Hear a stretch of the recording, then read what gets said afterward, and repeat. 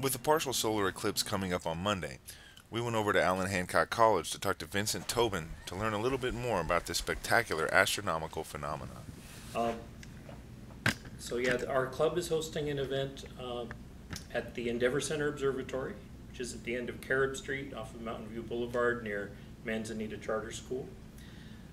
The Discovery Museum here in town is hosting an event, and I just heard Los Flores Ranch Park will probably be hosting an event as well for the eclipse, which is Monday, August 21st.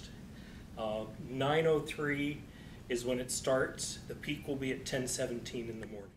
We've got two telescopes set up here for solar viewing. This is a higher end type of telescope that's made only for viewing the sun. It looks at the red light that hydrogen atoms emit. In fact, this telescope can't be used for anything else.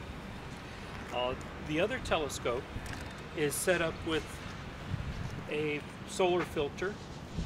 You see it's a flexible fabric, but it's coated with a film that blocks 99.9 something percent of the light. So little light gets through, it makes it safe. Speaking of solar filters for telescopes, you can just order the film and make your own solar filter for telescopes or binoculars. This is a homemade one made with purchased solar film. Then you just put it in something that will cover over the end of your telescope and stay on.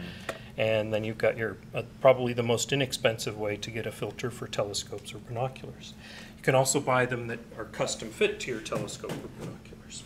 So I've got a little demonstration here of another way to view a partial solar eclipse, which is what we're going to have here on Monday. And that's the pinhole method. It may be difficult to see, but this card, which talks about how to view solar eclipses, has a little hole in the middle. You see the white poking through there? The white is our white paper behind because there's a hole in this part. It's about 1/8 of an inch wide. And you can use that to project an image of the sun.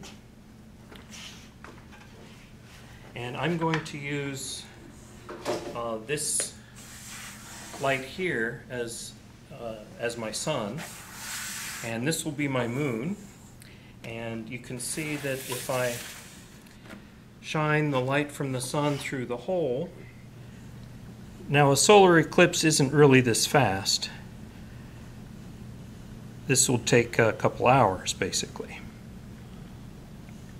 Comparative to how long would the spot of totality, how long would that be in one set location? Oh, if you're going to be up on the path of totality on Monday, it still takes a couple hours for the moon to start blocking the sun, and then a couple hours later it's done blocking the sun.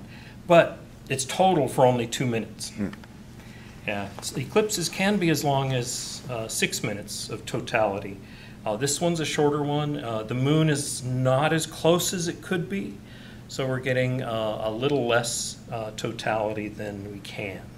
When enough of the sun's light is blocked, sometimes you can notice changes in the behavior of animals around because they might get the signal that it's getting time for sunset or something. So if you notice anything like the birds being more noisy or more quiet, or dogs barking or something like that, don't be surprised. They're noticing how the level of light is changing. Even if they can't tell that the moon is in front of the sun, they can tell it's getting darker. Now you may not notice it yourself. If you didn't notice it got darker, it's because your eyes adjust. Right? As any light gets darker around us, our eyes have the pupils that open and close to adjust to the light. You could not even notice this eclipse is happening.